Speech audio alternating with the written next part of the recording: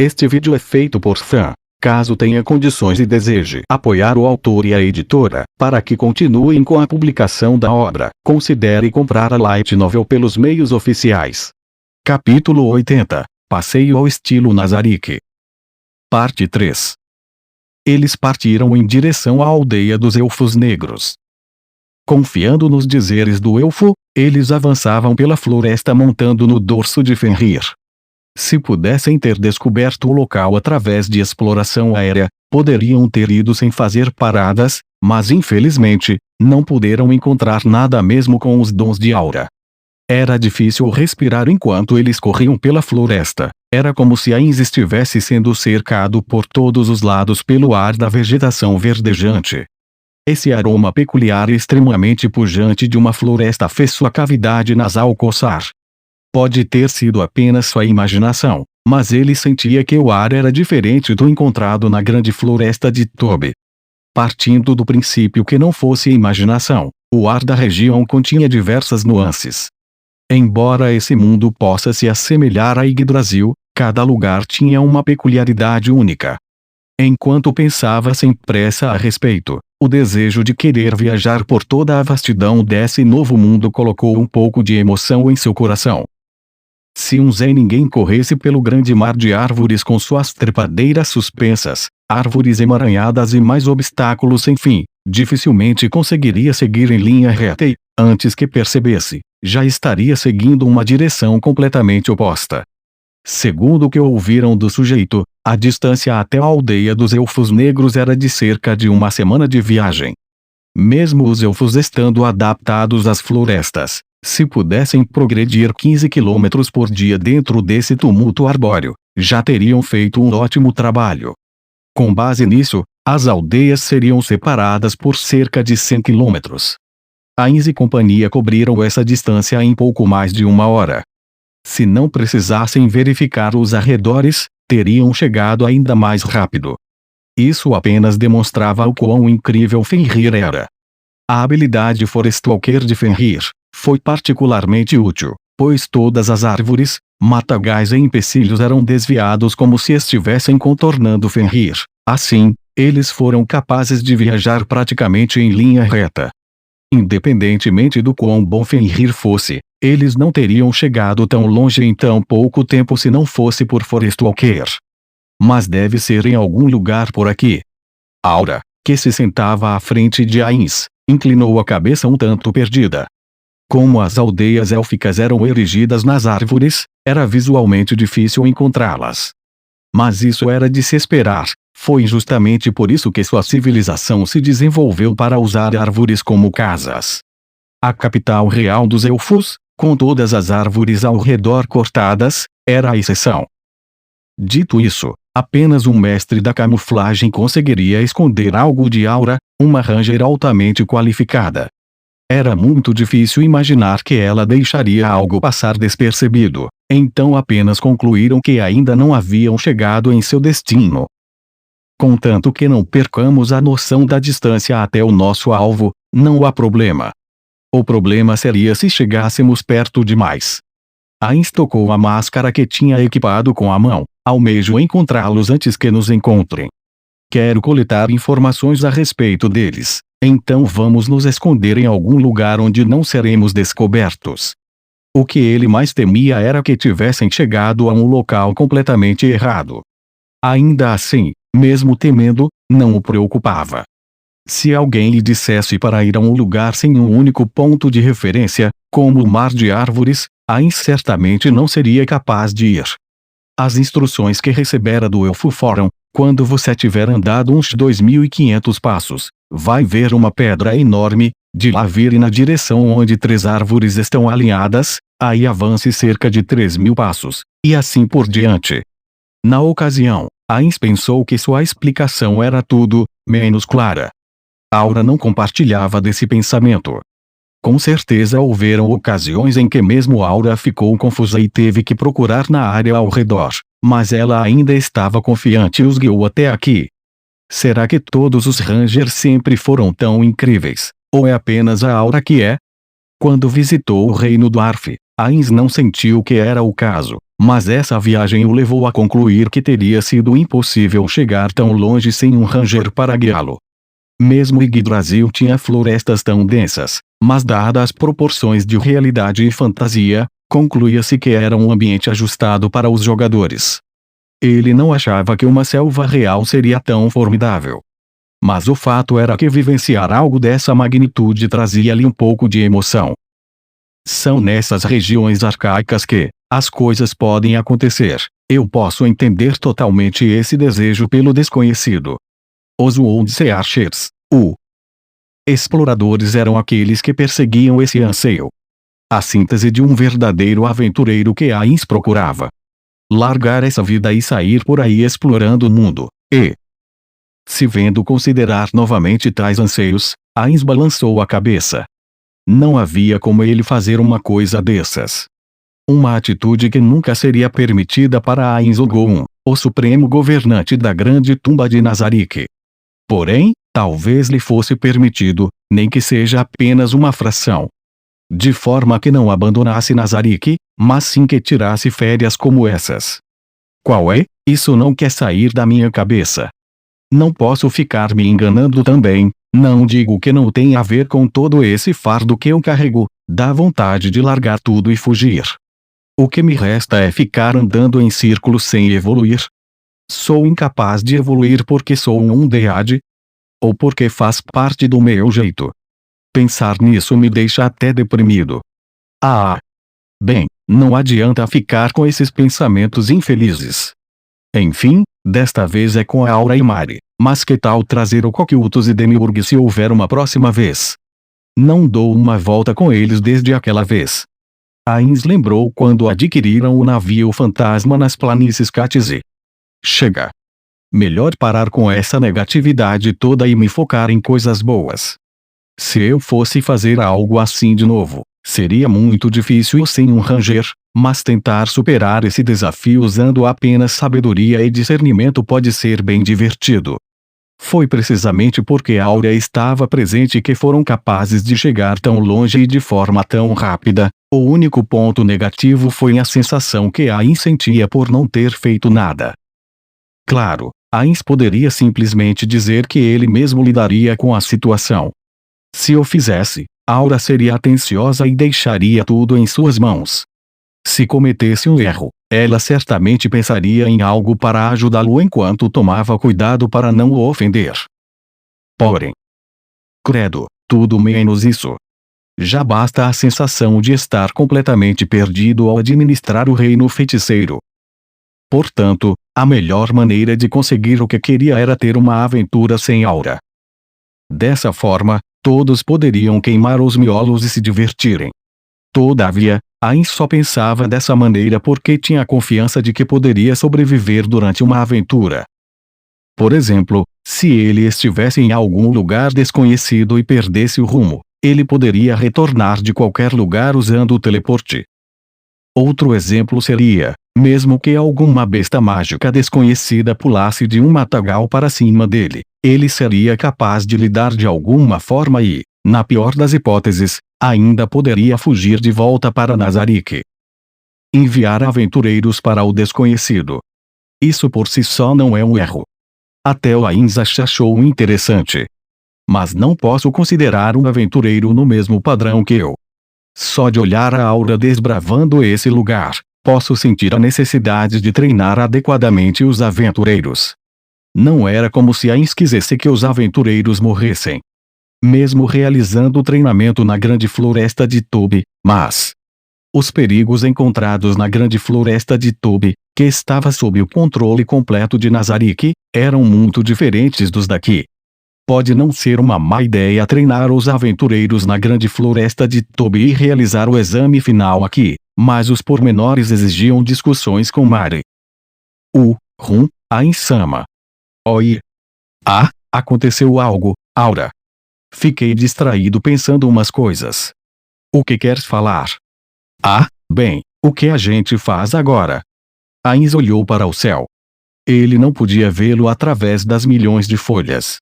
O sol poente não era mais visível para saber em que horas eram.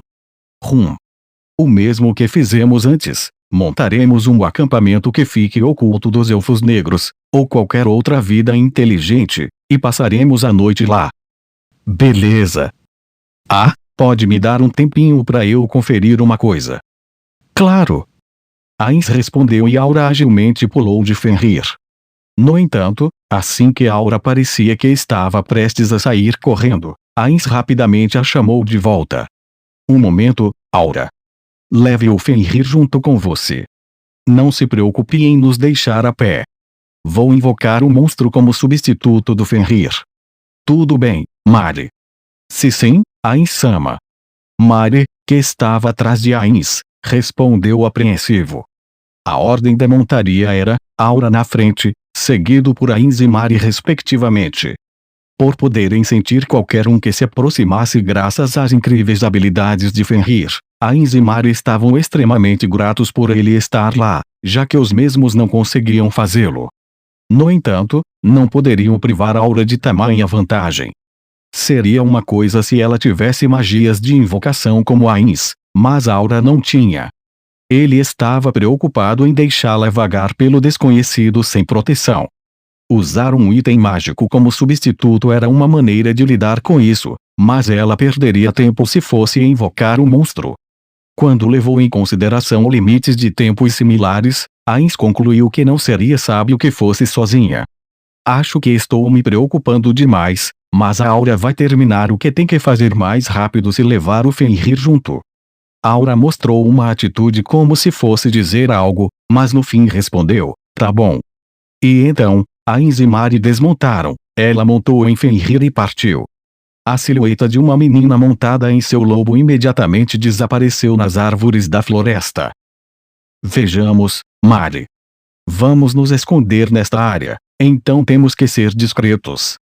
Se alguém nos encontrar aqui, todo o trabalho da Aura será em vão. Se sim. Então, vamos usar a Secret House. Boa sugestão, mas antes disso precisamos tirar uma pedra do sapato. Se Ainz estivesse sozinho, Perfection Knowable seria a solução mais eficaz, mas ele não poderia lançar essa magia em outros além de si mesmo.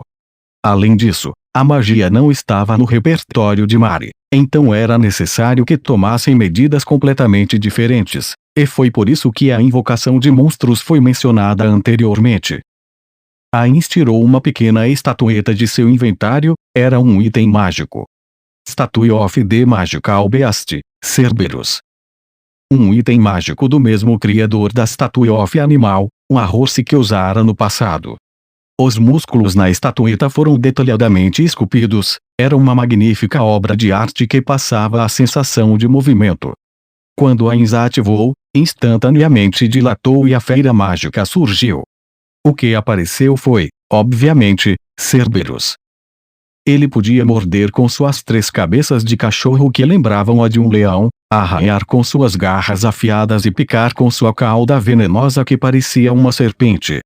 Todos os seus ataques também podiam ser imbuídos de danos de ígneo e possuía resistência completa a fogo e veneno.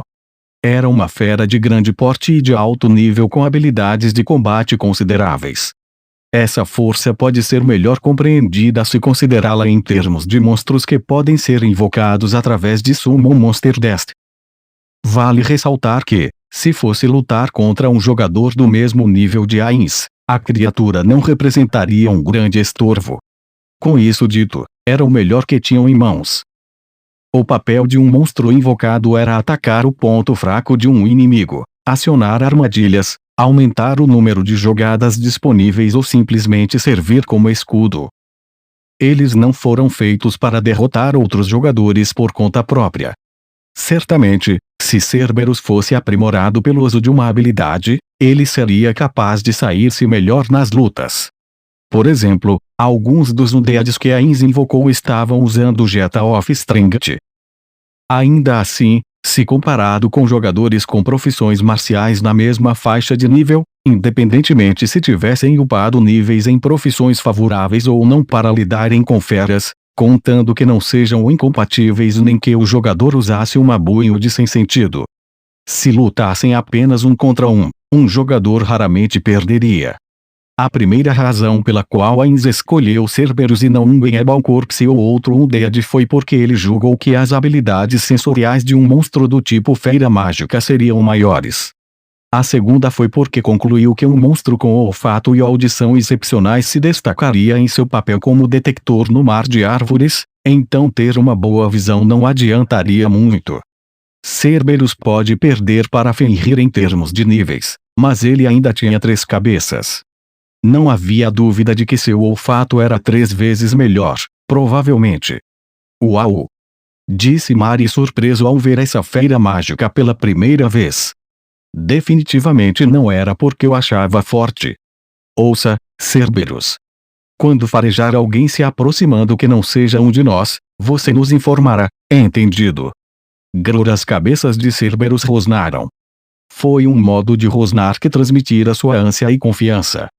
Ainz, mesmerizado com aquele sentimento de deixe conosco, mostrou sua expressão orgulhosa para Mari, embora ele provavelmente não pudesse dizer. Vamos fazer um teste, a quantas centenas de metros consegue discernir um cheiro? Cerberus parou de se mover imediatamente. O que é de errado? Deu merda.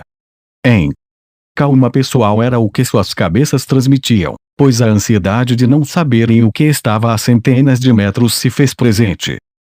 Mesmo que ele desse a entender isso, Ainz só pôde dizer que era mais do que plausível que a verdade fosse totalmente diferente. Ora, vamos. Você tem 3 cabeças. Então consegue farejar melhor do que o Fenrir, não é? Qual um? Cerberus graciosamente grunhiu e deitou para expor sua barriga. Talvez parecesse fofo se feito por um cachorrinho, até Ainz acariciaria sua barriga em defesa se fosse o caso. No entanto, ele estava lidando com Cerberus, não seria nada gracioso. Mesmo que resumidamente fosse apenas um cachorro muito grande, sua aparência dantesca cortava qualquer clima de fofura. Enquanto Ainz encarava Cerberus, Mari se aproximou e esfregou sua barriga. O que aconteceu? Enquanto atento a Mari, que estava esfregando sua barriga, Cerberus levantou-se lentamente com uma expressão determinada. Rosnou: farei o meu melhor, vamos conseguir, isso é impossível, em resposta à pergunta de Ainz. Parecia que havia 3 sentimentos distintos. Ainz notou que 1/3 dos sentimentos eram negativos. Eu entendo se for demais para dar conta. Tudo bem? Será muito pior se insistir e falhar. Pelo menos pode discernir os cheiros ao nosso redor e nos avisar quando um estranho se aproximar. Embora o próprio Ainz tenha dito, ele logo concluiu que talvez centenas de metros fossem impossíveis, afinal. Eu devo dar conta disso, isso é possível, vamos conseguir. Ainz assentiu com esse sentimento. Então vá. Cerberus soltou um uivo e começou a farejar os arredores. Aliás, Ainz também poderia dar ordens mentais. Era possível dar ordens a monstros invocados mesmo que magias como silêncio fossem usadas. Se alguém quisesse interferir na conexão entre o invocador e invocado, precisaria de uma profissão extremamente específica conhecida como especialista anti-invocador. Ele deu ordens verbalmente porque pensou que Mari ficaria confuso ao ver Cerberus tomando atitudes depois de apenas encarar Ainz. Enfim, vamos seguir como o seu planos de antes, Mari. Vamos usar a Great Secret House e nos abrigarmos lá. É melhor não sermos vistos por ninguém. Sim. Mari parecia satisfeito por sua própria sugestão ter sido aceita. Fora uma sugestão bem precisa. Nem Ainz nem Mari possuíam técnicas de ocultação que pudessem apagar seus rastros. Portanto, se andassem despretensiosamente, poderiam deixar sinais para trás, e talvez algum exímio rastreador notasse e relatasse a seus superiores. Por isso era sábio permanecerem onde estavam. Usar magia como camuflagem, que estava disponível para druidas e rangers, seria o ideal, mas infelizmente não fazia parte de seus repertórios. Mesmo Mari sendo um druida, ele era um tipo de druida extremamente nichado. Suas magias eram voltadas para o genocídio em massa, e se não recorresse a itens para auxiliá-lo, seu repertório druídico não passava de algumas magias do tipo buff. Após considerarem tudo, trazer a Green Secret House, um esconderijo onde não deixariam pegadas ou outros sinais de sua presença se não saíssem dele, foi a melhor decisão que puderam tomar. Mas estava tudo bem sentar e relaxar mesmo com Aura ainda trabalhando. Não, até Ainz conhecia a expressão o homem certo para o trabalho. Outrora, quando ainda um mero assalariado, ele lembrava-se de ouvir isso quando encontrou um problema cabeludo em sua linha de trabalho. E então ele lembrou dos dizeres de Punito Mo, um trabalhador incompetente que não sabe a hora de parar é a maior das dores de cabeça. Portanto, era melhor parar do que se meter em problemas. Se tratado apenas como o rei feiticeiro delegando tarefas para um guardião de andar, então não haveria nenhum problema. No entanto, por qual motivo Ainz começou esta viagem? Para enraizar as férias em Nazarick. Além disso, sendo ele o adulto do grupo, ver crianças trabalhando enquanto ele não fazia nada, o fez sentir uma enorme culpa. Ainz ficou desesperado, ele pensou em várias formas de ajudar, mas não podia fazer nada benéfico a Aura. A única desculpa que conseguiu inventar foi que estava fazendo companhia a Mari. Até quando vou me enganar com essa de cuidar de criança? Só estou fugindo, né? Essa é a única maneira de apoiar a Aura que consegui achar. Será que não tem outra? Ser respeitado por fazer minha parte? Não. Se tornar um adulto que cumpre o mínimo de suas responsabilidades. Ele deveria aceitar a dura verdade de que agora não havia nada que pudesse fazer. Por mais que pensasse, não conseguia encontrar a resposta que procurava. Um tanto desanimado, Ainz disse a Mari, vamos esperar dentro da Green Secret House até a Aura retornar. Sim, senhor. Ainz sentiu um pouco de acalento depois da resposta alegre de Mari. Anquilorsos. Se visto à distância poderia ser confundido com urso, mas se permanecesse nesse ledo engano por muito tempo, seria seu fim. Tinha cerca de 2 a 3 metros de comprimento. Com 2 pares de membros dianteiros e 2 patas traseiras. Garras afiadas e pontiagudas com mais de 60 centímetros de comprimento saíam em 2 das 4 patas dianteiras. Sua dureza supera até mesmo a do aço, armas naturais de combate. Uma cauda longa e grossa brotava de suas costas, em sua ponta havia uma massa semelhante a um martelo. E, por fim, grande parte de seu corpo estava protegido por uma densa blindagem semelhante a escamas. O poder contido em sua presença era aterrorizante, um único ataque daquelas garras poderia cortar um guerreiro ao meio, de armadura e tudo. Isso era o que deveria se ter mais cuidado. A criatura em si não tinha habilidades especiais para dar status de terror, nem poderia usar nenhuma magia poderosa. O Anquilorso só podia usar fragrância, e por si só não era útil em combate. Portanto, embora esteja entre os principais predadores do mar de árvores, não era a besta feira mais forte da região. No entanto, não poderia ser tratado com ânimos leves. Um ser tão grande e tão forte poderia matar até monstros que tivessem habilidades especiais ou pudessem usar magia. Não seria estranho confundi-lo com uma espécie diferente se o visse. Realmente era um Anquilorsus digno da alcunha de Lorde. O monstro ergueu a cabeça do estômago do animal que vinha devorando até então e soltou um rosnado baixo e grave que encheria o coração de quem ouvisse de medo. Longas entranhas pendiam do canto de sua boca. Ao bufar, expeliu a respiração entorpecida pelas vísceras e farejou o ar. Seu rosto estava molhado de sangue, mas foi capaz de sentir que havia 2 odores que nunca havia sentido antes. Como ambos os odores estavam misturados, poderia ser uma fêmea acasalando. Sua barriga já estava cheia. Não faria mal algum ignorá-los. No entanto, era desconfortante. Esta área era o seu território. Nunca que ele permitiria a alguém fazer o que bem entendesse como se fosse o dono do lugar. Ele se apoiou nas patas traseiras e, depois de usar suas garras para arranhar uma árvore, esfregou o corpo contra a mesma. Uma demonstração clara de que este era o seu território, e então caminhou em direção à fonte do cheiro. Ao longo do caminho, usou fragrância. Com isso, foi capaz de apagar seu próprio odor corporal e o cheiro do sangue impregnado. Ao fazer isso, O enorme corpo do anquilourso se aproximou de sua presa. Se não usasse essa tática, suas caçadas seriam bastante infrutíferas. O odor ficou mais forte. Não havia indícios de que tivessem notado sua presença. Caso contrário, estariam agindo de forma diferente.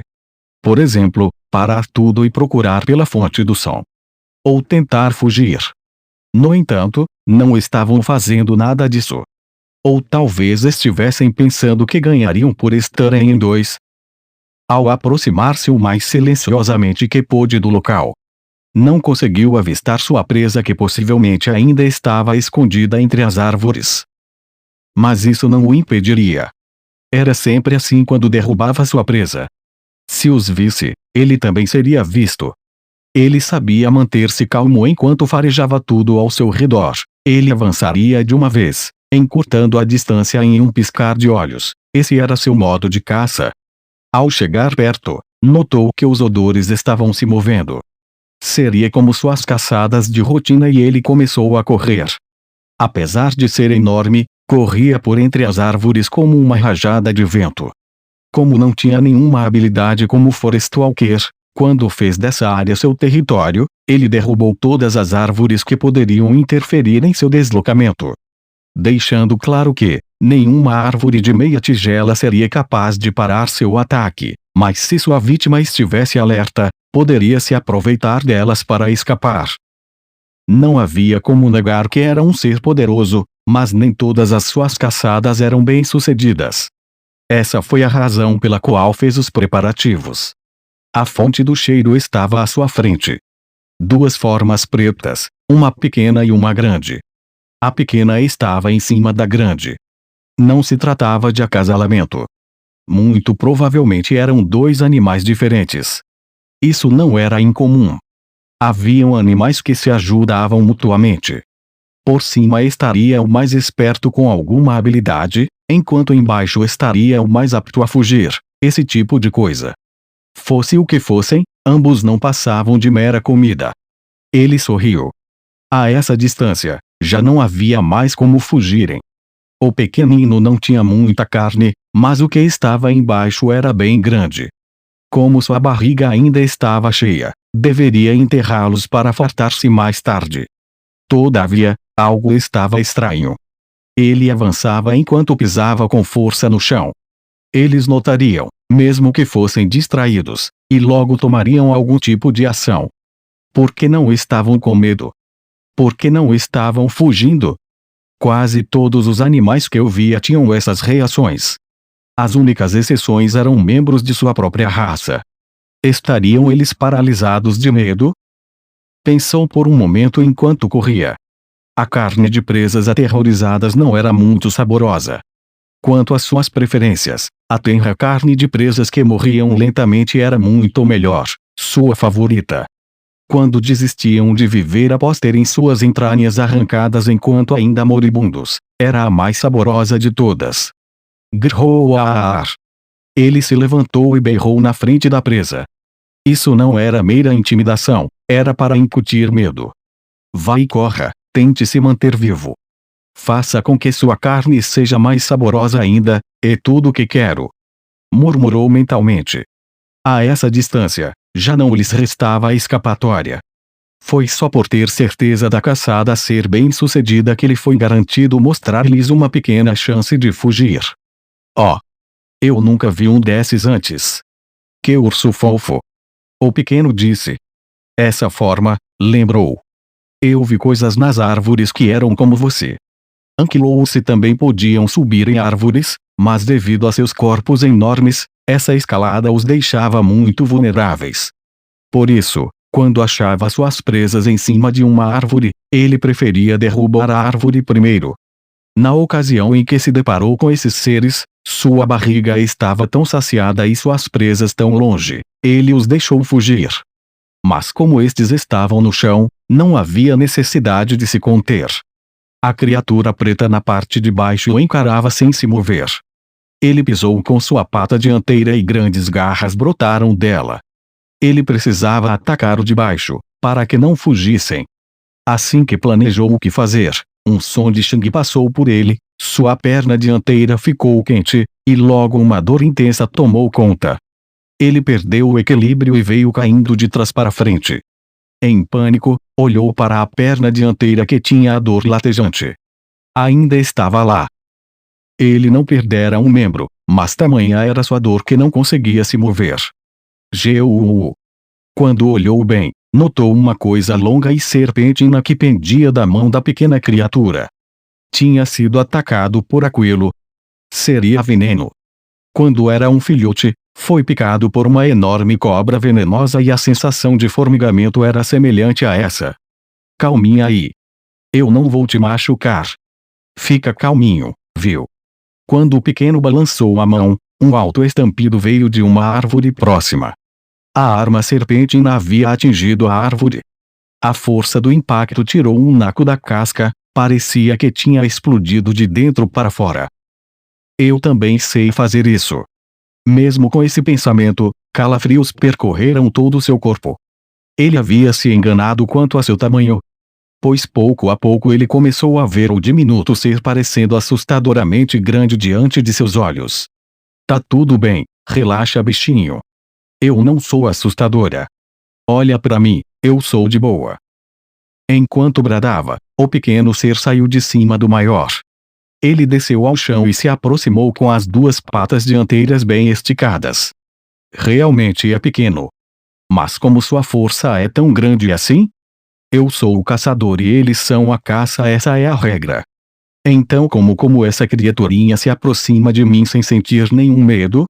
Era como se sua presa fosse um predador alfa. Ele moveu seus olhos do pequeno e olhou para o grande. Ele os observava atentamente. Isso também era algo que não conseguia entender. Ao longo de sua vida, havia se deparado com diversos animais, mas nenhum nunca se comportou assim. Todos davam meia volta e fugiam de medo. Quando era muito jovem, na época em que se separou de sua mãe e deixou o ninho, ele teve que fugir das presas que tentou caçar, pois eram muito mais fortes que ele. Portanto, não havia vergonha em fugir de coisas que não entendia. Agora, havia algo enrolado em sua pata traseira hora da ponte aérea. Seu campo de visão girou em círculos. Foi tomado por uma súbita sensação de leveza, como se estivesse sendo puxado para cima, e então um choque percorreu suas costas. Por alguma razão, estou deitado de lado. Quando se levantou, a coisa longa e serpentina estava enrolada em torno da perna traseira que havia sido puxada, e o pequeno ser segurava na outra extremidade. Não sei o que está acontecendo, mas aquele pequeno me derrubou? Eu caí, por essa pequenez. Ei! Eu disse para você não fugir. O pequeno rosnou, mostrando os dentes. Era um som que dizia, não se engane, você será minha refeição. Talvez fosse um predador de emboscada. Isso significava que aquele ser que vira na árvore daquela vez era tão forte quanto esse. Você é teimoso, hein? E eu não posso deixar a insamo esperando plantado lá. Talvez seja melhor eu te matar e esfolar do que tentar te levar vivo. Se bem que seria um baita desperdício. Posso até te usar para fazer uns experimentos. E o insama também disse que matar só em último caso. A criatura o encarava. Talvez significasse que não fosse um corredor. E por isso usava aquela coisa parecida com uma serpente para capturar presas. Ele tentou remover a todo custo o que prendia sua perna, no entanto, falhou. Enrolava-se firmemente. Já que era assim, ele usou as garras de que tanto se orgulhava. Não deveria haver nada que resistiria a seu poderoso corte. Grunhiu perplexo. Não aconteceu nada. Mesmo tendo cortado tudo em seu caminho até então, desta vez não conseguiram. E, tanto faz. Mas não tô a fim de lutar. Houve o som de terra movida e grama deslizando enquanto seu corpo era puxado. A coisa serpentina o ligava até a força motriz responsável por esse feito. Ele estava sendo arrastado pelo pequeno ser. Não havia mais dúvidas. Aquele pequenino possuía uma força absurda. Não vai dar para evitar. Eu realmente não gosto de fazer isso, mas vou tentar de novo. E se não der certo, você já era. A coisa parecida com uma cobra foi removida de sua perna. Ups! Antes mesmo que pudesse pensar, eu deveria fugir. Uma pontada de dor percorreu seu corpo. Cuó! Chibatadas agonizantes de dor vieram em rápida sucessão. Seus braços, pernas, rosto, barriga e cauda não doíam tanto assim, mas se fosse tentar cobrir alguma parte do corpo, seriam as costas. Caso ficasse enrolado como um caracol, seria banhado em agonia. Quando tentou engolir a dor para fugir, seu corpo foi imobilizado por uma pressão tremenda. Quando olhou, notou a criatura grande com uma de suas patas pisando em suas costas, imobilizando-o. Tamanha era a força que parecia que afundaria no chão. Seria um pesadelo? Já era difícil aparecer um, que dirá dois que eram mais poderosos do que ele. A dor continuou. Cada vez que esse som ecoava, uma dor aguda percorria algum lugar de seu corpo. A cacofonia de estampidos era como o som de uma tempestade. Quando finalmente perdeu a vontade de resistir, o som finalmente parou. Não havia nenhuma parte de seu corpo que não doía. Todo o seu corpo estava ardendo, e ele tinha a sensação de que havia inchado 2 ou até 3 vezes o seu tamanho normal. Prontinho, agora você é bonzinho e obediente, né? Eu serei comida dos fortes. Depois de tanto fazer isso, chegou a minha vez. Um dia é da caça, outro do caçador. Bom garoto. Agora sim tá do jeito que eu gosto. Agora entendeu quem manda, né? Então vamos indo. Mesmo com dentes tão pequenos, esse pequenino vai conseguir me devorar. Ou ele pretende me compartilhar com esse maior. Agora que desiste de viver, não há dúvida de que minha carne será saborosa. Dentro da Secret House, Ainz trabalhava junto com Mari. Primeiro, eles dispuseram os pratos em cima de uma mesa obsidiana produzida usando magia. Havia também sopa quente, mas foi colocada dentro de um refratário para mantê-la aquecida. Eles planejaram servi-la logo antes de jantarem. Eles prepararam copos cheios de gelo para 3 e colocaram uma jarra cheia de suco no centro. Mesmo com a porta da Secret House fechada, o ambiente estava perfeitamente ventilado. Isso foi graças ao funcionamento de um mecanismo mágico onde nem sons nem cheiros saíam de dentro. No entanto, seria desativado quando a porta fosse aberta. Isso significava que, quando a aura voltasse, o cheiro da comida vazaria para fora. Esses aromas distintos seriam detectados a surpreendentes distâncias dentre todos que conhecia. Aura provavelmente não cometeria um erro tão banal como retornar à base sem confirmar que a área ao redor era segura, mas ele não podia descartar a possibilidade de que um cheiro fora do alcance sensorial de Aura não fosse notado por alguém. Nessa floresta, se alguém com inteligência e cultura sentisse o aroma de alguma comida deliciosa, certamente acharia suspeito. Os próprios elfos negros não possuíam o olfato a par dos animais. No entanto, tudo era possível nesse mundo. Até mesmo poderia haver uma profissão que permitisse algo tão específico. E mesmo que a própria pessoa não fosse capaz, talvez se estivesse junto com uma feira mágica capaz de informar-lhe, por gestos ou algo do tipo, que detectara algo. Resumidamente, Ainz e Mari estavam trabalhando diligentemente em algo que poderia fazer o trabalho de Aura ser desperdiçado. Ainz estava totalmente ciente disso.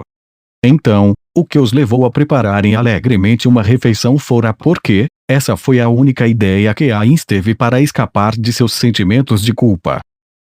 Ou seja, era para dar boas-vindas a Aura com uma deliciosa refeição quando ela chegasse em casa cansada do trabalho. Mesmo pesando os prós e contras, Ainz decidiu continuar. Afinal, bastava não serem descobertos. Mesmo que o problema fosse o cheiro saindo, valia o risco, pois só sairia quando Aura abrisse a porta. A maneira mais infalível era fechar a porta assim que Aura entrasse e contar com suas precauções. Para Ainz, o mais importante seria o sentimento de surpresa de Aura ao abrir a porta e tchan, aí está a comida. Por precaução, ele voltou a Nazarick e pediu ao head chef que preparasse pratos de fraco aroma. Além disso, O Wind elemental que Mari invocou com um item mágico jogava o ar ao redor deles para o céu. Todo o ar, incluindo os cheiros, seria enviado para as copas das árvores, onde finalmente começaria a se espalhar. As partículas de cheiro eram mais pesadas que o ar, ele não sabia se isso ainda era válido nesse mundo. Por alguma razão, poderiam não descer, e mesmo que o fizesse, quando chegasse ao solo, já teria se tornado consideravelmente tênue. Ainda assim, havia algumas falhas em seus preparativos, isso porque quando a corrente ascendente foi criada, as folhas se moviam levemente, não a ponto de Ainz se preocupar, mas se alguém de olhos aguçados estivesse assistindo do céu, poderia sentir que algo estava fora do lugar. No entanto, alguns dias atrás, quando Ainz estava fazendo reconhecimento aéreo, pássaros eram as únicas coisas que vira no céu, então não valia a pena se preocupar. Ainz-sama. Já está na hora de eu devolver isto para o senhor.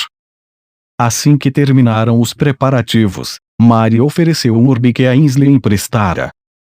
Era um item mágico de alta qualidade que ele chamou de Elemental Gacha. Dentro da esfera transparente, semelhante a vidro, havia 4 luzes se movendo em círculos. Permitia invocar e usar o elemental por 1 hora, 4 vezes. Os tipos que podiam ser invocados eram fogo, água, vento e terra. Havia também os compostos de fogo mais terra igual a magma, água mais vento igual a nevasca, terra mais água igual a pântano, fogo mais água igual a efervescente, terra mais vento igual a tempestade de areia, fogo mais vento igual a tornado ígneo e muito mais. Entre esses, os de elementos bases como fogo, água, vento e terra podem se manifestar de 3 formas: alto nível, com níveis na casa dos 40, médio nível, com níveis na casa dos 20, baixo nível, com níveis abaixo de 10. Nessas ocasiões, se fosse de alto nível, viria apenas 1. Em nível médio o número era aleatório, mas variava de 1 a 3. O número de elementais de nível baixo também era aleatório, mas era um mínimo de 13 podendo ir no máximo até 6. Em relação aos compostos, podem se manifestar como sendo de alto nível, podendo chegar na casa dos 50.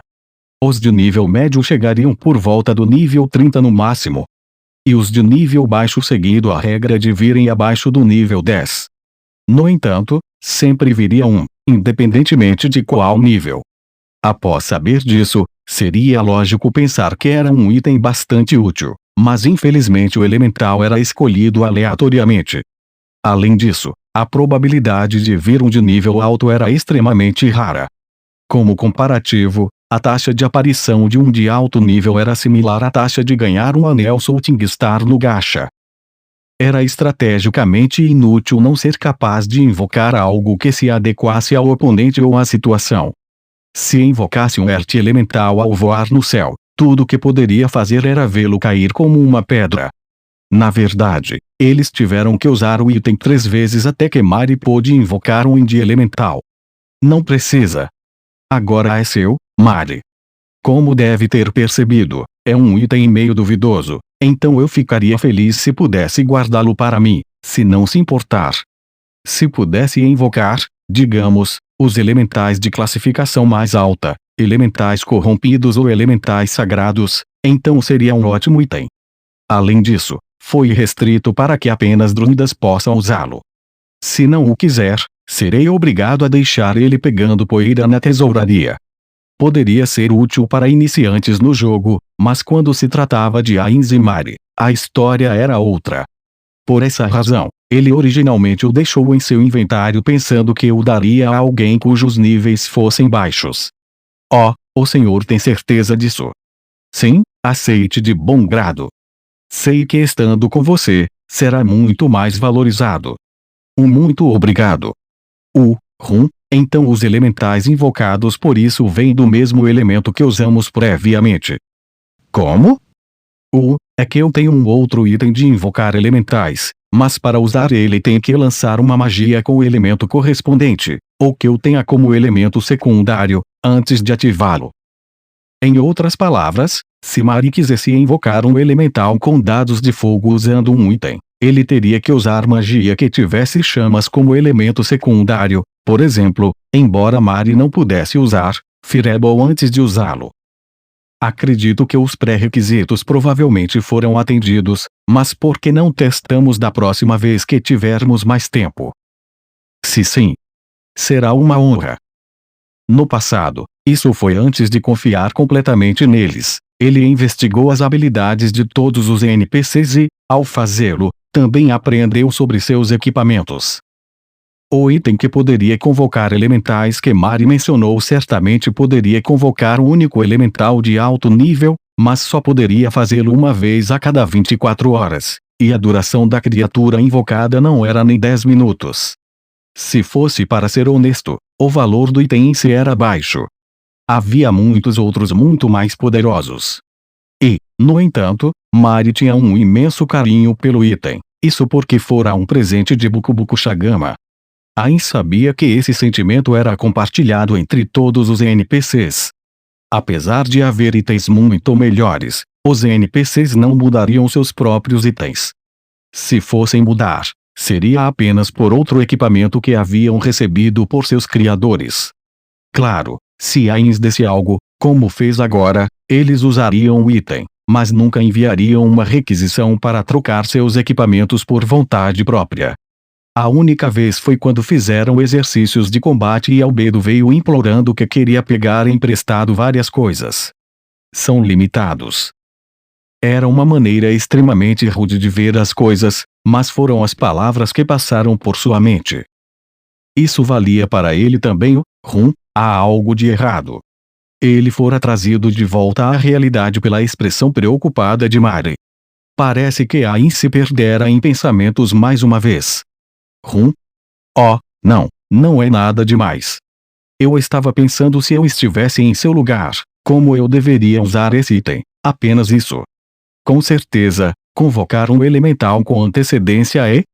Cerberus se moveu do outro lado da porta.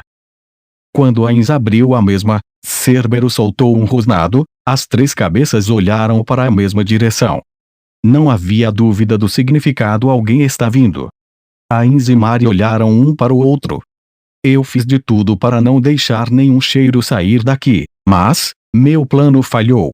Eu não acho que é isso, mas... Cerberus não farejou aura e Fenrir quando invocado. Mesmo assim, notou seus cheiros impregnados em Ain e Mari, então ele não deveria reagir assim. Os dois olharam juntos na direção que Cerberus estava olhando. Não parecia haver nada escondido nas árvores. Mari colocou a mão atrás das orelhas, tentando ouvir qualquer som vindo daquela direção. Definitivamente parece que tem algo vindo. Quer dizer que, não são eles, é isso? Quando Aura e Fenrir partiram, eles não fizeram nenhum som. Eu sinto muito. Disso eu não sei. Mas, o senhor tem razão.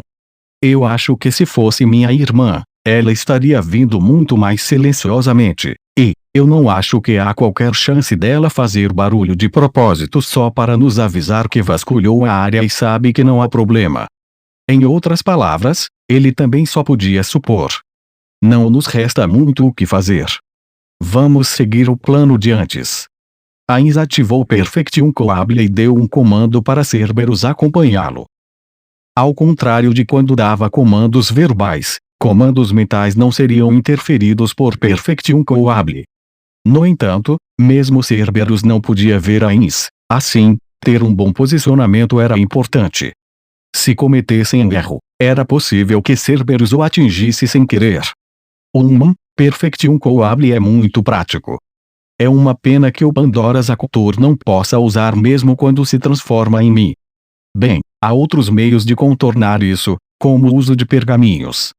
O problema são os custos de materiais, limites de tempo e mais um monte de coisas chatas. Enquanto resmungava mentalmente, Ain avançou seguindo Cerberus. Em pouco tempo, Ain pôde ouvir o som da grama sendo pisoteada, e ele viu uma silhueta enorme. Um urso? No entanto, isso era diferente do seu urso médio. Parecia ter 6 pernas e seu pelo aparentava estar encharcado e grudado em seu corpo. É algum tipo de feira mágica com a habilidade especial de atirar água? Mas o que mais chamou a atenção de Ainz foi Aura sentada em suas costas. Ela estava segurando um chicote na mão e fez a besta mágica do tipo urso tremer de medo quando estalava em intervalos regulares. Ao lado estava Fenrir os acompanhando. Aura não tinha esse tipo de animal antes. Mas o que está acontecendo aqui? Parecia que tinham notado os Cerberus, pois o encararam com cautela. Mas, a razão pela qual eles não partiram para o ataque foi provavelmente porque não puderam confirmar se era um Cerberus selvagem ou um Cerberus que Ainz havia invocado. Eles pareciam estar pensando que se fosse um servo de Ainz, deveria de alguma forma transmitir esse vínculo, ou seria diferente para um monstro invocado. Ainz cancelou o Perfectum Knowable. Ainz-sama. No instante seguinte o olhar de cautela desapareceu de seu rosto e Aura gritou de alegria. Ei! Irra! Aura balançou o chicote para o urso que parecia bastante relutante em avançar. Soltando um grito que só poderia ser interpretado como abuso de animais, o urso aterrorizado caminhou até Ainz. Quando chegou na frente de Ainz, Aura desmontou do urso. Bem-vinda, Aura. Tô de volta, Ainz-sama. Tenho certeza que você tem algumas perguntas, então deixa eu já responder elas agora. Esta feira mágica que é do tipo urso, como parecia ser o dono da região, então eu domei ele. Eu usei um chicote para pôr na cabeça dele quem é que manda por aqui. E foi isso que fiz. O que achou, Ainz-sama? Ainz se perguntou o que era essa coisa. Para dizer a verdade, eu não sei o quão poderosa essa feira mágica é forte o suficiente para que os elfos negros e outros animais tenham medo. Ah, saquei. Você sendo tão forte, até fica estranho julgar a força de uma coisinha fraca como ele. Deixa eu ver aqui, não que é muito forte, mas parece ter força mais do que suficiente para controlar essa área. Então, eu no lugar de um elfo negro comum, acho que nem chegaria perto por ser perigoso demais. Pelo que notei, parece que ninguém se aproxima dessa área inteira por medo desse carinha aqui. Então recomendo montar um acampamento temporário nessa região, já que dificilmente um intruso vai se atrever a chegar perto. Que maravilha! Será bem útil, pensou Ainz. Certamente havia um mérito maior em colocá-lo sob seu controle, em vez de apenas matá-lo. Como não estava claro quanto tempo iriam gastar procurando e observando os elfos negros. Se matassem o dono do território, o equilíbrio da floresta ficaria um caos, e os elfos negros provavelmente viriam investigar para saber o que estava acontecendo. Então seria melhor deixá-lo viver. Seja como for, Aura. Não é como se eu estivesse questionando seu julgamento, mas você já não tem feras mágicas demais para tomar conta. Não acha que pode acabar forçando sua habilidade ao limite? O que me preocupa é caso algum escape do seu controle. Na maioria das vezes, era costume libertar as que estivessem há mais tempo. Muitas vezes não era que a pessoa queria libertar, mas sim que era obrigada a libertar. Era o mesmo para monstros invocados e criados. Em Yggdrasil, alguns poucos experimentaram o recebimento de mensagens de aviso informando que deveriam selecionar qual animal queriam liberar. Tá de boa. Os domadores de feras têm conexões com as feras mágicas sob seu controle, mas com essa aqui eu não tenho na dica de nada. O que tô querendo dizer é, não usei nenhuma habilidade. Eu fiz a moda antiga, e mostrei pra ele quem é quem manda. E também não tô usando a habilidade da minha profissão de domador para aumentar os atributos dele. Se eu entendi bem, não podemos dizer que ele é completamente leal, é isso? Ainz concluiu que era possível que seus instintos selvagens despertassem e de repente atacasse quem estivesse por perto. Mesmo indagando-a, ele não podia imaginar que Aura ignoraria essa possibilidade. Ela provavelmente havia julgado que ninguém nessa comitiva sofreria algum dano. Todavia, era preciso confirmar quanto antes. Ainz, ao tentar estipular seu nível, de repente se lembrou de seu animal de estimação. A propósito, qual é mais forte, Ramsuke ou ele? Aura tinha um semblante aflito. Não, mesmo que não fique assim. Não é óbvio que essa fera tipo urso é mais forte. Posso responder com sinceridade. É claro. Eu posso ser o mestre da Hamsuki, mas não quero que se contenha por isso. Diga-me o que pensa. Nesse caso, se for só por aptidão física, é mais forte que a antiga Hamsuki. Mas a Hamsuki pôde usar magia, então se considerar isso, é difícil prever qual venceria numa luta. Porque se a magia usada for eficaz, a batalha é decidida num piscar de olhos. Além disso, a atual Hamsuki já conseguiu a profissão de guerreiro. Então se ela usar armadura, acho que ela ganha sem problema. A imagem de Hamsuki dormindo apareceu na mente de Ainz. E por alguma razão, havia um Death Knight ao lado dela. Ele ficou um pouco irritado. Certamente, Hamsuki era como um animal de estimação, então Ainz não se importava que ela fosse meio preguiçosa. Além disso, ela ajudava muito quando trabalhava como montaria de Momon. Ainz estava plenamente ciente do quanto ela havia treinado para adquirir a profissão de guerreiro e outras habilidades. Mesmo assim, ele ficava irritado sempre que via alguém brincando enquanto outros trabalhavam tanto. Não precisa ir tão longe para defender a Hamsuki, Aura, ele queria dizer, mas engoliu suas palavras por consideração aos sentimentos de Aura. Ela nunca elogiaria a Hamsuki sem motivo. Entendi. Ele poderia dizer algo além disso. Ainz, que não queria dizer algo como Hamsuki é incrível mesmo, eu sei, decidiu mudar de assunto, mas, como um ser tão forte veio parar aqui? Ou será que feras mágicas como essas são comuns no grande mar de árvores? É algo que eu gostaria de investigar. Nós não vimos nenhuma fera mágica de alto nível em nossa jornada até agora, não é? Isso mesmo. Pode até ter tido um aqui e o outro ali, mas eu mesma não vi. Talvez se a gente procurar direitinho, podemos até achar alguns. O que acha? Não, não vale o incômodo. Até porque não foi por isso que viemos. Entendi, Ainz-sama. Explorar é uma coisa tão legal. Um bicho desses não tinha nem na grande floresta de Tobe. Então assim, há uma alta probabilidade de que há plantas e animais únicos, plantas medicinais nativas e essas coisas. Além disso, pode haver lugares onde tem fenômenos especiais únicos. Nesse mundo mágico, existiam lugares onde aconteciam fenômenos inexplicáveis. Água que corria de baixo para cima, uma colina onde um pilar de luz cor de arco-íris se erguia em dias que granizava, um deserto onde um enorme tornado ocorria uma vez a cada poucas décadas. Parecia que tudo isso poderia ser visto a olhos nus. Isso mesmo, poderia. Infelizmente, ainda não havia nenhum desses locais misteriosos dentro dos territórios englobados pelo Reino Feiticeiro. Em Yggdrasil, lugares como esses tinham efeitos únicos, onde materiais e monstros raros podiam ser encontrados. Essa regra também se aplicava aqui. Por exemplo, no pilar de luz prismática podia-se conseguir o Drop Rainbow Stone, era como se fosse luz solidificada. Era um famoso material que ajudava na criação de itens mágicos. Não seria de grande ajuda no fortalecimento de Nazarick se esse tipo de região especial pudesse ser colocada sob o controle do Reino Feiticeiro. Não parece provável que os elfos conheçam a fundo a região onde habitam. Se for o caso, então é exatamente como disse Aura. No futuro vamos explorar essa região e será ótimo enviar os aventureiros.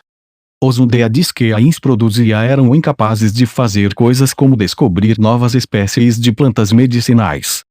Talvez fosse hora de montar um grupo de aventuras com uma equipe de undeads sendo usados como burros de carga, afinal. Enfim, vamos voltar. Mara está esperando por nós. Beleza. Só me diga uma coisinha, Ainz-sama. Só para confirmar, aquilo é um Cerberus que você invocou. Sim, acertou em cheio. Estou usando para substituir o Fenrir. Ainz caminhou junto com Aura. Claro, Fenrir e Cerberus também estavam com eles. O urso parecia não querer ir, mas com apenas um estalho do chicote de Aura, ele veio obedientemente. A propósito, Aura. O que planeja fazer com seu mais novo animalzinho? Considerando que não foi colocado completamente sob seu controle, como acha que lidaremos com essa questão? Bem, Eu queria ver se você me deixaria levar ele com a gente pra Nazarick, pode? Pretende soltá-lo no 6º andar. Uma coisa era ser inteligente o bastante para dialogar como Hamsuke, outra bem diferente era deixar uma feira selvagem vagar sem rumo pelo 6º andar. Afinal, mesmo uma feira mágica nesse nível poderia acabar matando as empregadas regulares. Se fosse assim, uma parte dos NPCs seria impedida de entrar no 6º andar. Isso sem falar no dano aos monstros do tipo planta. Havia também a questão do que fazer com sua integridade. Não. Eu tava pensando em tentar domar as feras mágicas sem usar minhas habilidades de domador de feras. Aí pensei em usar ele nesse experimento. Eu compreendo seu desejo e realmente quero ajudá-la com isso, mas ganhar poderes exclusivos desse mundo era impossível para seres de Yggdrasil. Do ponto de vista de Ainz, que estava pensando em melhorar suas próprias habilidades, já que não podia mais aumentar de níveis, ele deveria ter aceitado a proposta de Aura. Entretanto, porque tem que ser justo ele? Melhor partir de algo mais fraco, que tal começar com uma que esteja em torno do nível 1? Uma fera de nível baixo não causaria transtornos, mesmo que as empregadas regulares fossem atacadas, elas provavelmente poderiam dar conta com a força de seus equipamentos. Acho que sim. Aura mostrou sinais de que não era bem o que queria. Se tá dizendo, Ainsama, então eu vou. Não, eu não estou dizendo, entendeu? Só estou perguntando por que escolheu esse urso. É que você realmente gosta de ursos. De repente, Aura olhou para trás por cima do ombro. Fen. Olha os modos. Foi tudo que ela disse em um tom ligeiramente frio, e imediatamente voltou a olhar para frente. Desculpe, Ainsama. O Fen estava agindo meio estranho. Ainz olhou para trás, mas não parecia que Fenrir fosse fazer nada. No entanto, provavelmente foi devido à repreensão. Ainz olhou de volta para Aura e a indagou. Bem, não se preocupe com isso. Mas diga-me, por que aquele urso? Bem, eu sei que ele não pôde falar como a Hamsuke, mas ele parece bastante inteligente. Fen e os outros não podem falar, mas são muito espertos, não são? Eu não acho que não saber falar seja algo que determine inteligência, sabe? Então, assim, é melhor treinar aqueles que têm alguma inteligência. Fazia todo sentido, Ainz não se lembrava de ouvir Fen falar, mas ele certamente era um ser pensante. Suzuki Satoru não chegou a ter animais de estimação, mas esse grau de sapiência era bem diferente de um cachorro bem treinado segundo o que ouvira. Claro, todos os furos de seu pensamento poderiam ser respondidos apenas com são animais mágicos. Às vezes noto que o Fen compreende o que o Mari diz, então aqueles com um certo grau de inteligência são mais adequados para treinar. Também poderia criar um desde filhote, o que acha? Levaria muito tempo, não? Então algo que cresça em pouco tempo como um cachorro. Ah, não sei se isso será útil para o treinamento. Já que iam treinar feras mágicas, era melhor que tivessem alguma utilidade. Levando isso em conta, não havia outra escolha senão aceitar a proposta de Aura. Eu permito, mas apenas fora de Nazarick. Há aquele lugar para onde levamos os humanos da capital real, aquele lugar onde moram, lembra-se? Que tal lá? A falsa Nazarick que eu construí daquela vez. Os aventureiros estão usando. E se eu não deixar ele solto no 6º andar, e o deixar ele isolado até terminar o treinamento? Tudo bem, mas você promete que vai deixá-lo preso? Sim. Muito obrigada por ser paciente comigo e aceitar, Ainsama. Ainz sorriu para a Aura cabisbaixa. Não tem de quê. Assim como a Albedo está realizando exercícios de combate, sua atitude de tentar melhorar a si mesma é magnífica. Todos vocês em NPC são como eu digo, são o orgulho e alegria da Ainz Ogon. Os olhos de Aura ficaram bem abertos, e ela ficou sem saber como agir. Por ser algo tão repentino, Ainz se repreendeu. Ele disse algo que não deveria? Ele não tinha nenhuma lembrança disso. Não, eu lembro que não disse nada demais. Será que eu devo me colocar na perspectiva dela? Ser o orgulho e a alegria da Shagama-san é tudo que importa, e ela não dá a mínima para os outros, é isso? Ou será que ela está feliz? Não parece que ela está sorrindo. Melhor eu tomar alguma atitude me preparando para o pior, em vez de esperar o melhor. Seria ainda mais estranho se desculpar por qualquer coisa. Portanto, Ain só tinha uma medida que poderia tomar. Já ia me esquecendo. Para mostrar como valorizamos seu trabalho, preparamos uma refeição. Eu e o Mari fizemos bem, não sabemos cozinhar, então buscamos de Nazarick e montamos a mesa. Ele tentou disfarçar o melhor que pôde. Ou enquanto ria de forma fajuta, aproveitou a oportunidade para espiar a aparência de Aura. Ela não está brava. Pode ser um sorriso forçado, ou pode ser um sorriso de bajulação. Será que ela está sorrindo mesmo? Aura sorria de orelha a orelha, de modo tão puro que ele não podia acreditar que era insincero. De onde vinha essa felicidade? Dos elogios? Ou por saber que fizeram uma refeição para ela? Eu preciso elogiar mais os NPCs. Ain fortaleceu sua determinação. Ele lembrava por alto que um dos ex-membros da guilda disse em tons desmotivados: gratidão é algo que é preciso ser dito. Se você apenas pensa, mas não demonstra, logo vai ver a cara feia que sua esposa vai começar a fazer. Foi Touch-san que disse. Enquanto tentava se lembrar, a Green Secret House apareceu. Quando chegaram à frente, Mari, que estava monitorando as coisas por dentro, abriu a porta. Bem-vinda de volta, Onei-chan. Cheguei em casa. Ela podia ver uma mesa de jantar completamente arrumada atrás de Mari. Aura fez uma varredura completa do que tinha na mesa, aumentando a ansiedade de Ains. Nossa, parece que tá uma delícia. Vendo a feição alegre de Aura, Ains ficou aliviado. Ele estava um pouco preocupado que ela dissesse algo como: eu tava com vontade de katsudon hoje. Claro, mesmo sabendo que ela não seria rude assim. Como raramente tinha a chance de dividir uma mesa com alguém, ele estava preocupado que sua sensibilidade gastronômica tivesse se tornado extremamente entorpecida e grosseira. Sim, o Red Chef vai adorar saber disso. Além disso, também preparei a porção do Fenrir, mas, em cima de um toco que montaram próximo à base, colocaram um enorme pedaço de carne exclusivamente para Fenrir. Era de uma vaca que estavam criando como gado. O sangue ainda escorria, demonstrando seu frescor e suculência. A fazenda de gado leiteiro ficava em um local perto de Nazarick, um grande terreno onde o gado era deixado em um vasto pasto. O Red Chef comentou que, para essa raça, eu pessoalmente prefiro o sabor da carne quando são alimentados com grãos em vez de capim. Talvez seus dizeres como especialista culinário tivessem influência, ou os outros pensavam o mesmo, mas o fato era que essa carne não era muito popular dentro de Nazarick.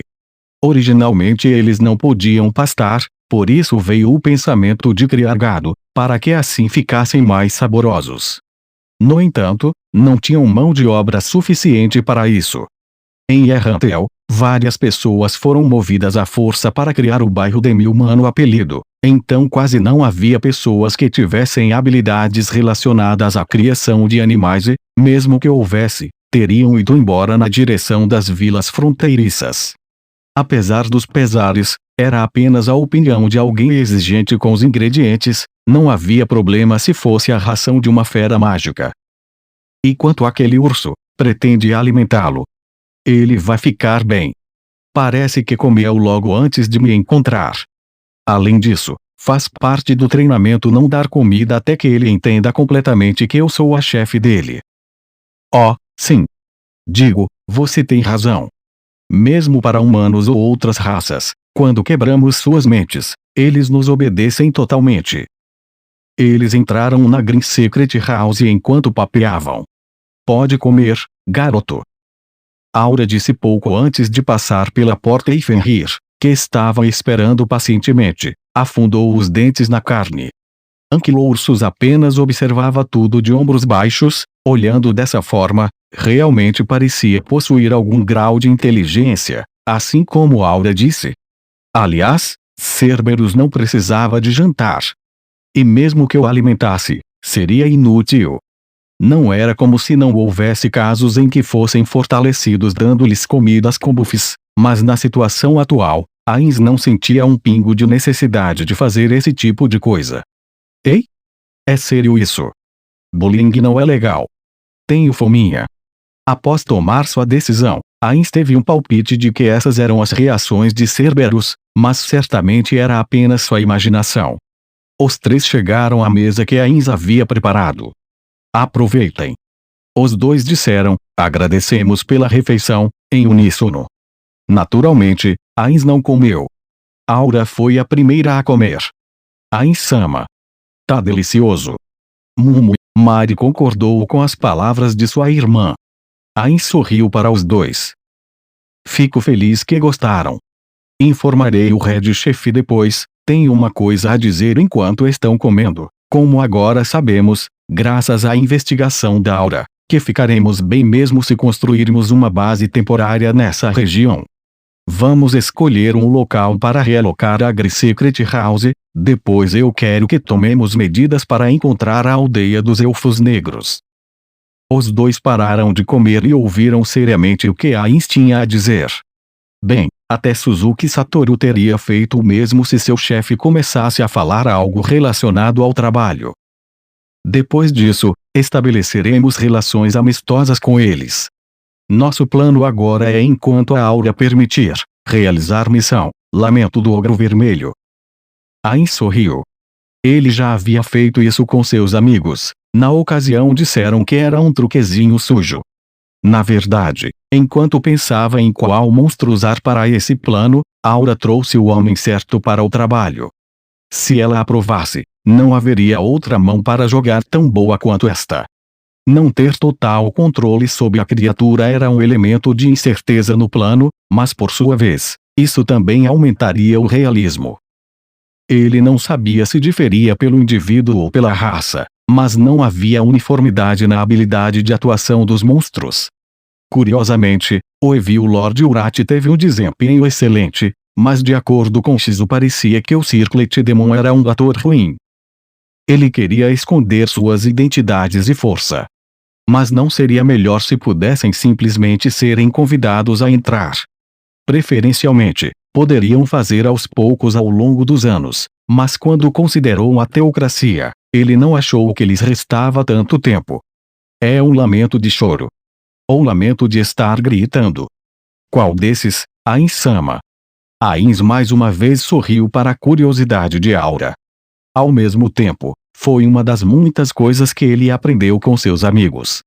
Parecia que o nome da estratégia tinha um significado mais profundo, mas Ainz agiu como se soubesse, sem realmente saber. De todo modo, ele poderia explicar qual era essa estratégia usando suas experiências reais como base. Ainz foi dizer é o Ogro Vermelho que chorou, não é? Eu li esse livro recentemente.